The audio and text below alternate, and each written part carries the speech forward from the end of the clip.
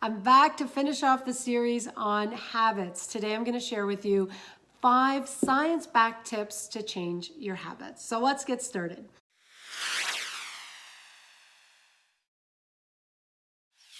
Number 1, I want you to start by asking yourself, who do you want to be? I want you to define the identity of the person you want to be. And I want you to do that by completing this sentence.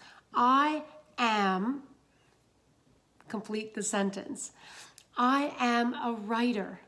I am a minimalist. I am an athlete.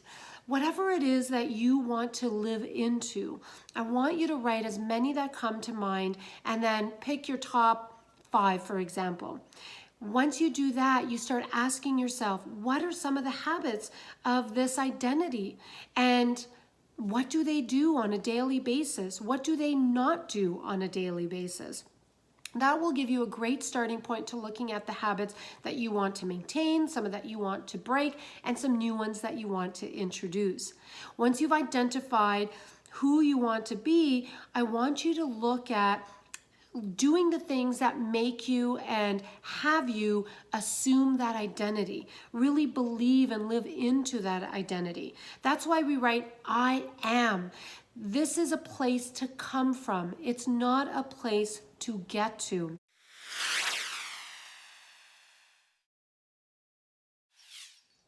Tip number 2, I want you to start a habit tracker. I know, everyone says this. There's a reason why everyone offers the same advice on this particular tip.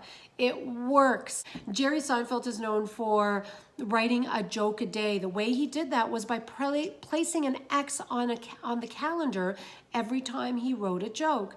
Once he had a few days with X's, he didn't want to break the chain. And so that had him continue the joke a day.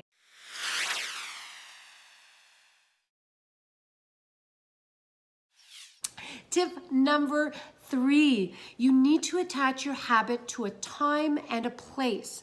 I want you to complete the next sentence. I will, insert the behavior, at, insert the time, in, insert the location. For example, I will exercise at 6:30 a.m. in my home gym. You have a much better chance of following through on your habits when you attach it to a specific time and place.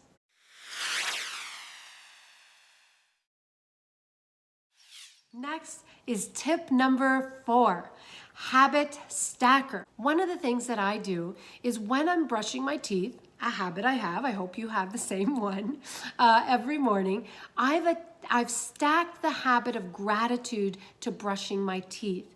So as I'm brushing my teeth, that's a cue for me to start thinking about the things that I'm deeply grateful for. Pick a habit that you already have.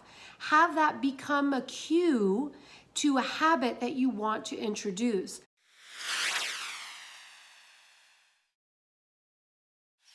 The next tip, our final tip, is a really big one, and it's start small. Lots of people come to me with a desire to start a new habit, and I'll pick an easy one and one that many people have, which is to start exercising. What we tend to do is to pick, I'm going to exercise for an hour and a half every day, or an hour every day, or 40 minutes every day. It's too big a habit.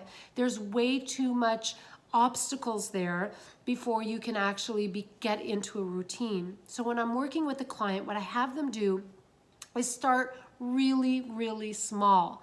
And so I actually only allow them to exercise for 5 minutes. Once you've done that for 3 weeks, you've got a routine. Then it's much easier to start working out for 15 minutes or 20 minutes. But if you start with your 20 minutes at the beginning, you're much more likely to not follow through. Okay, so those were your 5 tips. Number 1, you're going to ask yourself, who do you want to be, and what are some of the habits that that individual has. And then you're going to really live into that identity. Have that as a place to come from rather than a place to get to. Number 2, you're going to start a habit tracker. You're going to monitor yourself. You can get a buddy to do this with, or a calendar in a very visual place. If you're able to share your tracking with someone else, it's much more powerful.